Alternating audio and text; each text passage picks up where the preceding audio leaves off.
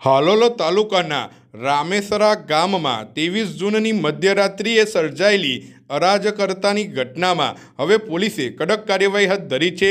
પ્રાથમિક માહિતી મુજબ વાઘોડિયા તાલુકાના કેટલાક યુવકો ગામમાં પહોંચી ગ્રામજનો અને સ્થળ પર હાજર પત્રકારો સાથે ગાડાગાડી કરી હંગામો મચાવ્યો હતો।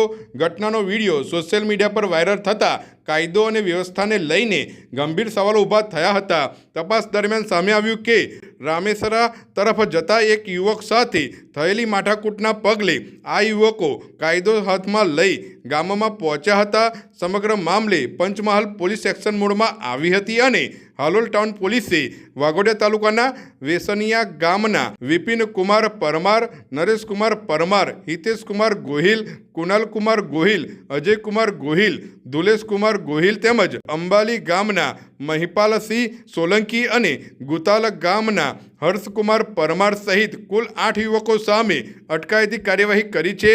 પોલીસ દ્વારા સમગ્ર મામલે વધુ તપાસ હાથ ધરવામાં આવી છે।